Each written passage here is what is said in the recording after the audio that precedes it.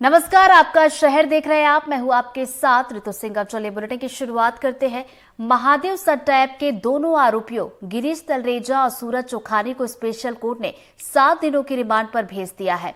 कल कोर्ट ने दोनों आरोपियों को 1 दिन की न्यायिक हिरासत में भेजा था, जिसके बाद ईडी गिरीश तलरेजा और सूरज चोखानी को स्पेशल कोर्ट लेकर पहुंची थी।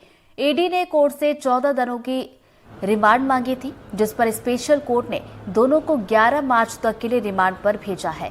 आपको बता दें कि गिरीश पर शुभम सोनी के साथ मिलकर बैंक खातों से ऐप की काली कमाई का पैसा रोटेट करने का आरोप है।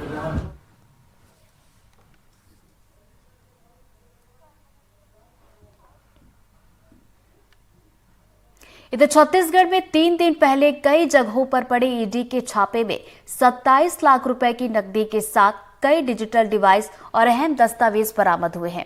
ईडी ने सोशल मीडिया प्लेटफॉर्म एक्स पर इसकी जानकारी दी है। ईडी ने कांग्रेसी नेता, जनपद सीईओ, कारोबारी और ठेकेदारों के 13 ठिकानों पर दबिश दी थी। आपको बता दें कि ईडी ने 1 मार्च को डीएमएफ घोटाला मामले में रेड की कार्रवाई की थी।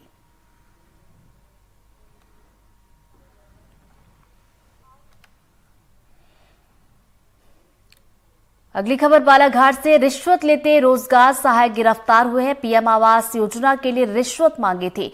आवास स्वीकृत में हितग्राही को परेशानी आ रही थी और अधिकारी ने समस्या हल करने के लिए रिश्वत मांगी। तो बड़ी खबर आपको एक बार फिर से बताते चले। बालाघाट में एक अधिकारी जो कि रिश्वत लेते रंगे हाथ पकड़ा गया। अधिकारी ने समस्या का हल करने के लिए रिश्वत मांगी थी। तो रोजगार सहायक हैं, पीएम आवास योजना के लिए रिश्वत उनकी तरफ से मांगी गई थी और आवास स्वीकृत में हितग्राही को जो परेशानी आ रही थी उसकी समस्या का हल करने के लिए रोजगार सहायक अधिकारी ने रिश्वत मांग ली। हालांकि देखिए उजागर हुआ ये पूरा मामला और 10,000 की रिश्वत लेते उन्हें पकड़ा गया है।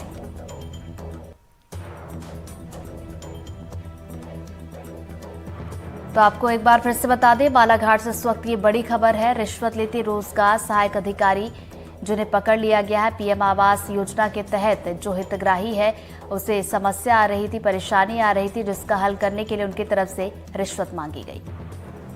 पीएम आवास की किस्त निकालने के लिए जियो टैग करने के लिए रिश्वत दी ना आपने? इसके पूर्व कितने पैसे दिए थे? 5,000 रुपए। अच्छा, 5,000 दे चुके थे जी, 1 साल पूर्व। 1 साल पूर्व 20,000 में हुआ था तय? नहीं, ये 2020 का मकान स्वीकृत था, अभी तक के रुका था। और पैसे देने के कितना तय हुआ था?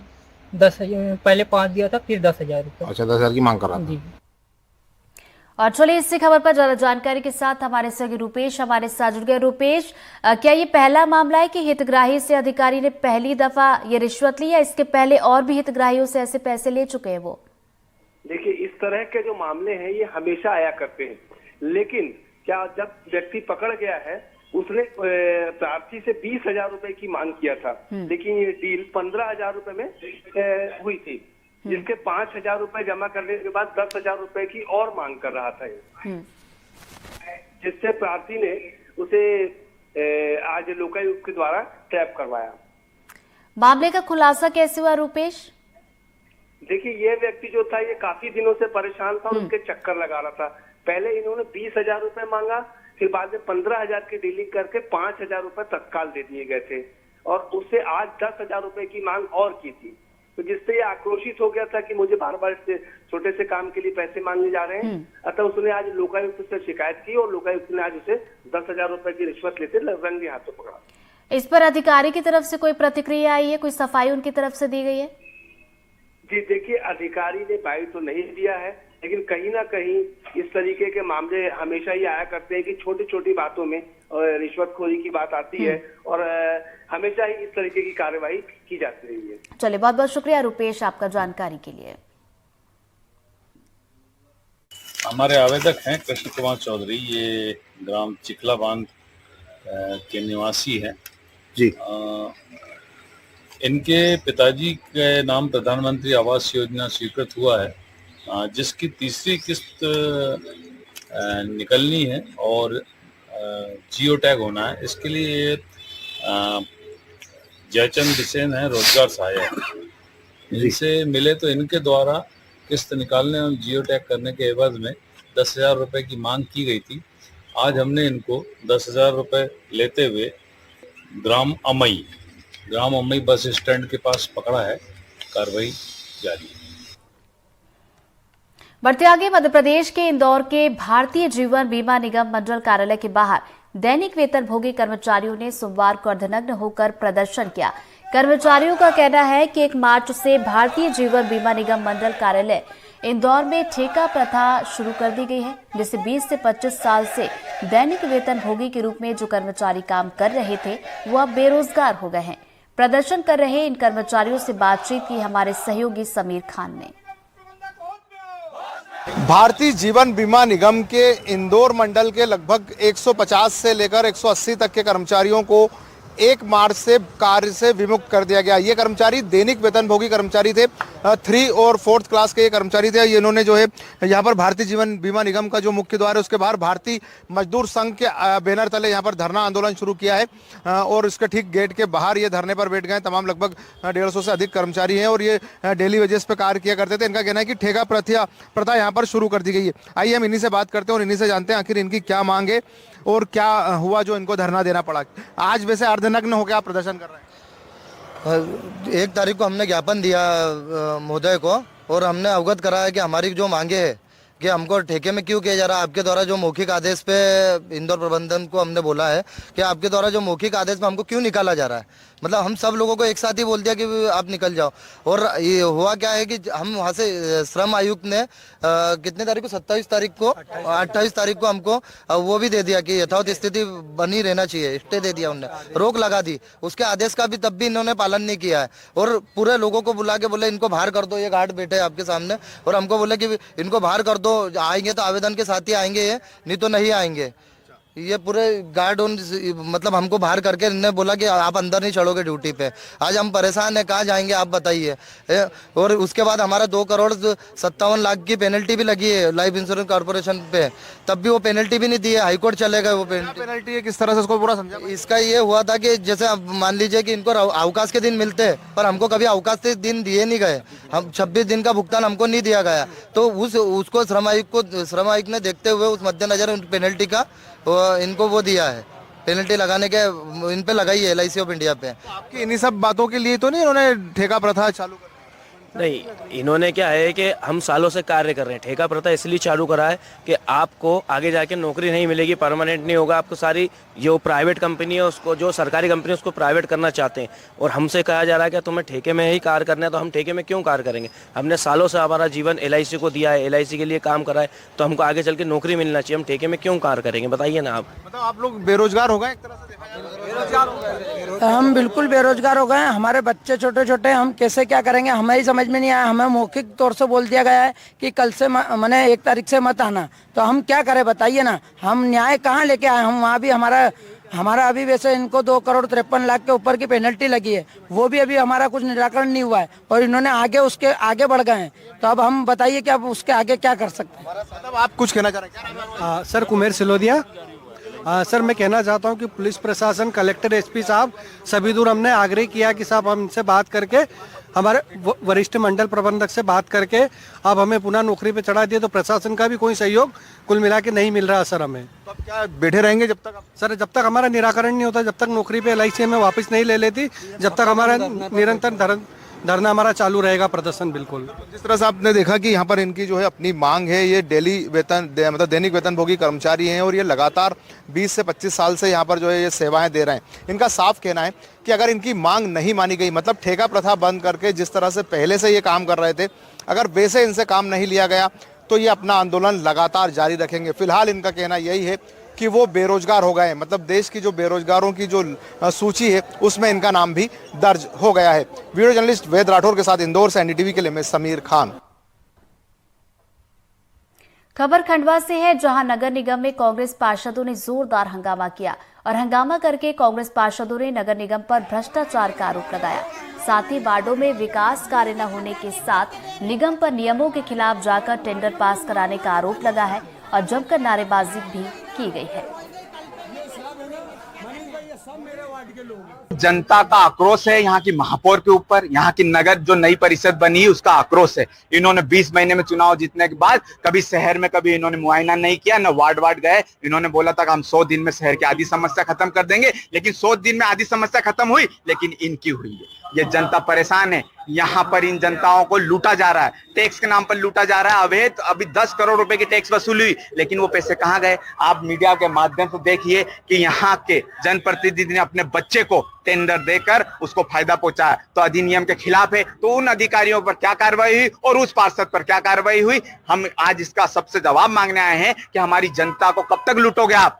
हम कुछ बोल नहीं रही है खंडवा की जनता, तो उसका तुम नाजायज फायदा उठाओगे? आप दिल्ली, बंबई, कलकत्ता घूमने के लिए हो कि खंडवा की जनता के लिए घूमने के लिए?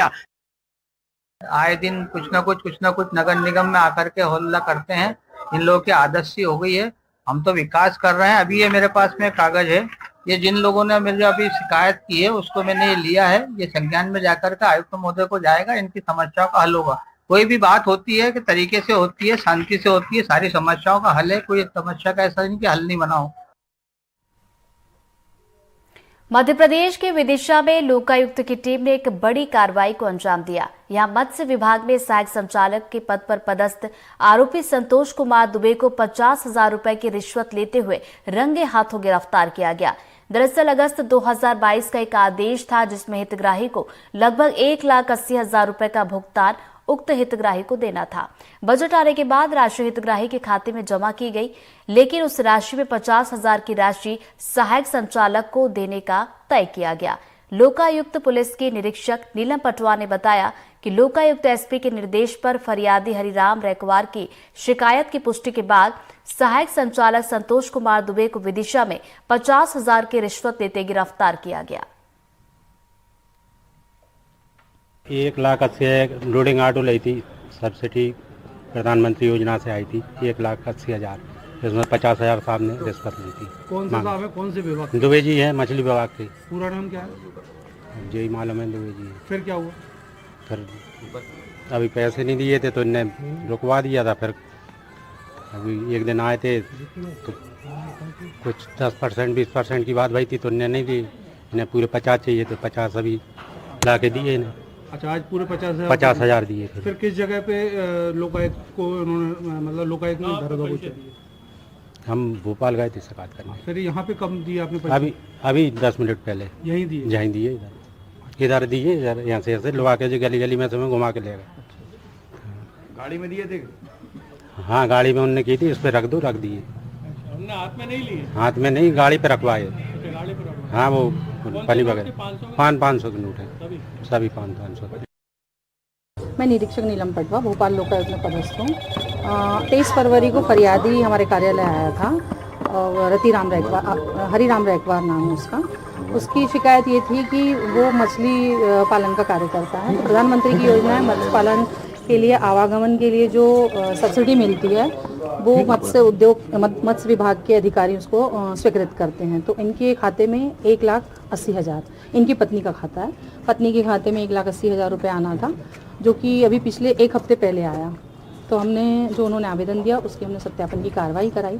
सत्यापन की कार्रवाई में उनका डिमांड क्लियर पाई गई, तो उस पर हमने आज एसपी साहब के निर्देशानुसार आज हमने रंगे हाथों 50,000 रुपये लेते हुए इन्हें पकड़ा। खबर अंबिकापुर से, जहां स्कूल वैन पलटने से छात्राएं हादसे का शिकार हुई हैं। आपको बता दें कि आत्मानंद इंग्लिश मीडियम स्कूल के छात्राओं को घर से वैन स्कूल लेकर जा रही थी। इसी दौरान स्कूली वैन अनियंत्रित होने के चलते हादसे का शिकार हुई। घायल छात्राओं को इलाज के लिए मेडिकल कॉलेज अस्पताल में भर्ती करवाया गया है, जहां छात्राओं का इलाज जारी है, जिसमें कुछ छात्राओं को गंभीर चोटें भी आई हैं। हम लोग सुखरी से आ रहे थे तो वैन वो हुआ तो फिर पलट गया। अच्छा, तो स्कूल आ रहे थे कि घर जा रहे थे? स्कूल आ रहे थे। स्कूल आते समय कहाँ पर वैन पलटा? बकीरमा में। इधर ग्वालियर में एक सनकी चाचा की करतूत का वीडियो वायरल हो रहा है। पिछोर के चिरूली में चाचा के पालतू कुत्ते को जब उसकी भतीजी ने घर के बाहर आने पर डांट फटकार लगाकर भगा दिया, तो आरोप है कि गुस्साए चाचा ने न सिर्फ अपनी भतीजी को गालियां दी बल्कि पिस्तौल लेकर उसके घर पहुंच गए। घर के दरवाजे पर हवाई फायर भी किया। चाचा की हरकत को घर के लोगों ने मोबाइल में भी कैद कर लिया। और मामले की जानकारी पुलिस को दी गई, जिस पर पुलिस ने आरोपी पर मामला दर्ज कर तलाश शुरू की है। पिछोर थाने में जो है आरती राणा नामक महिला ने जो है रिपोर्ट दर्ज कराई है कि उनके जो है डोगी पास में घूम रहा था, तो पड़ोस में इनके चाचा रहते हैं। चाचा के बच्चों को डोगी ने सूंघा होगा, तो उस बात पर से चाचा ने डोगी में लात मार दी। तो उसने लात मारने वाली बात का मना करा कि लात मत मारा करो डोगी में। तो इस बात पर दोनों में कहासुनी होने लगी और चाचा ने असली गालियाँ दी और अपनी पिस्टल निकालकर हवाई फायर किया। तो आरती की रिपोर्ट पर से, भतीजी है उनकी, भतीजी की रिपोर्ट पर से चाचा के विरुद्ध, विक्रम राणा चाचा है, धारा 336 294 का अपराध पंजीबद्ध कर विवेचना में दिया गया। थाना प्रभारी ने तत्काल मौके पर जाकर आरोपी की तलाश करी, तो आरोपी मौके पर नहीं मिला था। उसको जल्दी से जल्दी गिरफ्तार किया जाएगा। यदि लाइसेंस ही पिस्टल है तो उसका लाइसेंस निरस्त कराया जाएगा और वैधानिक कार्रवाई की जाएगी। खबरों में बढ़ते आगे बात करेंगे बलरामपुर की, जहां जिले के सिविल अस्पताल के मरीज इन दिनों परेशानियों का सामना कर रहे हैं, क्योंकि अस्पताल के डॉक्टर और स्टाफ ओपीडी बंद कर लामबंद हो गए हैं, जिसके चलते मरीजों को इलाज के लिए भटकना पड़ रहा है। आपको बता दें कि बीती रात डॉक्टर के साथ मरीज के परिजनों ने हाथापाई की थी, जिसके बाद मामले में डॉक्टर और स्टाफ ने कार्रवाई की मांग करते हुए ओपीडी बंद करके प्रदर्शन किया है। मैं इलाज के लिए ट्रीटमेंट के लिए आया हूँ, इससे पहले भी आया था, वहाँ भी उस समय भी कोई नहीं था, यहाँ पे काउंटर पे अभी भी नहीं है, कोई भी डॉक्टर नहीं है और यहाँ पे बहुत सारे पेशेंट आए हुए हैं, उनका भी इलाज नहीं हो पा रहा है। देखिए यहाँ पे अगर शासन के द्वारा सुविधा दिया गया है तो इलाज होना अनिवार्य है और हम लोग इसीलिए आ रहे हैं कि यहाँ पे शासन की सुविधा दिया है, इलाज हो जाएगा और यहाँ पे इलाज नहीं हो पा रहा है, बहुत दिक्कत है इस हॉस्पिटल में। कल रात में 3 से 4 बजे के आसपास मरीज को लेके आए थे। उनका पेट में दर्द था और सीरियस बता रहे थे। ड्यूटी डॉक्टर से बात को तो बताया सीरियस कंडीशन में आए हुए थे वो, और उनका वो इलाज किए, इलाज के दौरान उनका मौत हो गया। उसी दौरान जो पेशेंट के परिजन थे और ड्यूटी डॉक्टर के बीच हाथापाई हुआ है। उसी के संबंध में आज सारे डॉक्टर और स्टाफ सिविल हॉस्पिटल के सारे स्टाफ लिखित रूप से दिए हैं कि उन पे कार्रवाई हो और यहाँ पे पुलिस सहायता केंद्र खोलने का मांग है उन लोगों का। और आज उनके द्वारा ये भी कहा गया है कि आज हम सिर्फ इमरजेंसी देखेंगे, कार्रवाई नहीं होगा तो उसको भी बंद करेंगे। अगली खबर कटनी से। कटनी में किसानों की फसलें बारिश और ओलावृष्टि से प्रभावित हुई है। किसानों की खड़ी फसल खेतों में बारिश और ओलावृष्टि के चलते अब गिर गई है। वहीं फसलों के नुकसान का जायजा लेने कलेक्टर, राजस्व और कृषि विभाग की टीम खेत पहुंची, जहां नुकसान का टीम ने जायजा लिया और खेतों में फसलों के नुकसान का सर्वे कराने का निर्देश भी दिया। विगत 2 तारीख और 3 तारीख को, 2 तारीख कुछ बारिश और 3 तारीख को दोपहर पश्चात कुछ बारिश होने के और कहीं पे कुछ ओले गिरने की खास तौर पर बरही तहसील और बिजरावगढ़ तहसील में जानकारी प्राप्त हुई थी, जिसमें आज कल भी कुछ सर्वे किए गए हैं। आज भी राजस्व विभाग की टीम और कृषि विभाग की टीम सर्वे कर रही है। कलेक्टर महोदय द्वारा भी बरही तहसील और बिजरावगढ़ तहसील में कुछ ग्रामों का निरीक्षण आज सुबह जाकर किया गया है, जिसमें जो अभी किसानों से उसमें क्या नुकसान हुई है उसके बारे में उनका फीडबैक लिया गया है। तो जो मेरी सलाह ये है कि जो हमने फील्ड में देखा कि कुछ सरसों की फसलें जो पक गई हैं, तो किसानों को यही सलाह है कि उसकी जो सरसों की फसलें जो सूख रही हैं उनकी कटाई शीघ्रता से कर लें, क्योंकि बेमौसम बारिश से सरसों की फसल में ज़्यादा नुकसान होने की संभावना है। और गेहूं की फसलें भी कुछ जगह पर हवा के कारण गिर गई थी, तो उनमें अभी आकलन किया जा रहा है कि अगर लगातार निरीक्षण कराया जाएगा राजस्व टीम और कृषि विभाग की टीम से, और नियमानुसार जो भी है वो कार्रवाई की जाएगी। मध्य प्रदेश में बारिश के चलते किसानों के अरमानों पर पानी फिर गया है। किसानों को अपनी फसल से कई तरह की उम्मीदें थी, कई सपने थे जो फसलों के जरिए पूरे होने वाले थे, कई जरूरतें भी थी जो फसलों के दाम मिलने पर पूरी होनी थी। पर बारिश और ओलावृष्टि ने किसानों पर इस कदर कहर ढाया कि किसान अब बेबस है। अब किसान सरकार से मदद की गुहार लगा रहे हैं। देखिए शिवपुरी से ये ग्राउंड रिपोर्ट। इन दिनों जो किसान की कहानी है लगभग वो आपस में मिलती जुलती है। आसमान से गिरी आफत ने वो कहर बरसाया है कि किसान पूरी तरह मायूस होकर अपने खेत को निहारता हुआ यह सोच रहा है कि अब वो साल भर आगे अपनी जिंदगी बढ़ाएगा तो कैसे। हम इस समय खड़े हैं मजेरा गांव, जो कि शिवपुरी से लगभग 17 किलोमीटर दूर है, और ये खेत जो है वो ममता गुर्जर का है। ममता गुर्जर के इस खेत पर हम इसलिए पहुंचे हैं क्योंकि उसकी फसल बर्बाद हो गई, और बर्बाद होने के साथ ही उसके घर में शादी को लेकर जो तैयारियां चल रही थी वो तैयारियां थम गई। क्यों थम गई ये आप और हम बेहतर समझते हैं। फसलों को देखिए कि किस तरह से फसल पूरी तरह पट गई है, चौपट हो गई है। ये गेहूं है और गेहूं पे ओलों ने जिस तरह से मार डाली है, उस पूरी मार ने इस गेहूं की फसल को तहस नहस कर दिया है। और ये सामने खड़ी हुई अपने ही खेतों को मायूसी की नजरों से देख रही ममता गुर्जर है। ममता गुर्जर के घर में शादी है, इसके घर में शादी की तैयारियां चल रही थी, लेकिन अब ये खेतों को देखे, शादी की तैयारियों को देखे, क्या करे कुछ समझ नहीं आता। ममता, हम आपसे बात करेंगे और पूछेंगे कि शादी किसकी थी? लड़का की शादी। लड़का की शादी तैयारियां कर रहे? तैयारी हो ही गई, तैयारी कितने होगी। अब फसल गई कहाँ से शादी करेंगे? फसल गई शादी कहाँ से होगी? हम तो यही रोजगार था, इसके अलावा कोई धंधा पानी नहीं। इसके अलावा कोई धंधा पानी नहीं। इसके अलावा हम तो जैते पल रहे थे, जाते तो जई गई हमारी। अब क्या होगा हमारा? कैसे क्या करेंगे? शादी करे 15 दिन, 15 दिन रहे शादी की, शादी कैसे होगी ये बताओ। जो फसल में कुछ लग गया तो लगाई कज्जा कर करके वो मोल वो भी कज्जा खाते फटेगा, कहाँ से भरेंगे हम? हम ऐसे मर गए बिना मोती कज्जा है? मर गए बिना कैसे शादी करेंगे? जो तो बता जाओ हमारे को सब कहाँ से क्या कर ले हम? सब फसल नष्ट हो गई। फसल करी बीज मोल लाए, उधार लाए, कोई बता दे कोई पैसा नहीं, कहाँ से देंगे? कैसे रहेंगे हम जिगारन में?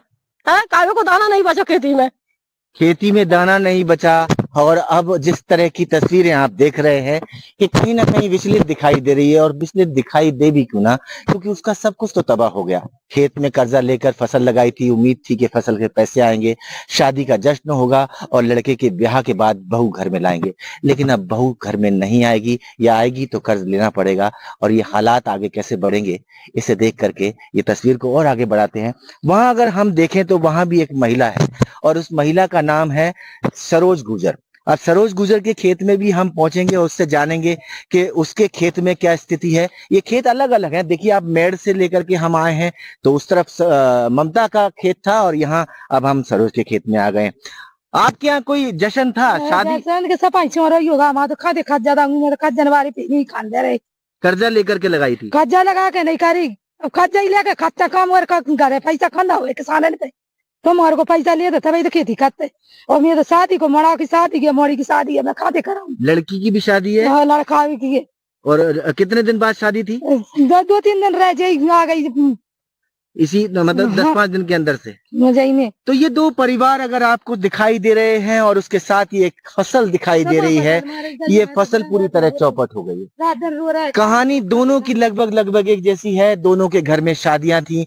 ममता के घर में अकेले लड़के की शादी थी, तो सरोज के घर में 2 बच्चों की शादी थी, लड़के की भी शादी थी और लड़की की भी शादी थी। फसल ने साथ छोड़ दिया, आसमान से बूंदे नहीं आफत बरसी, ओलों के रूप में तहस नहस करके चली गई। अब ये तस्वीरें आपको कैसे समझ आएंगी, ये स्थिति तो आपको खुद तय करना है। लेकिन किसानों की कहानी से हम हर रोज आपको रूबरू कराने की कोशिश जरूर करते रहेंगे। शिवपुरी से अपने कैमरा साथी नितिन शर्मा के साथ अतुल गौड़, NDTV।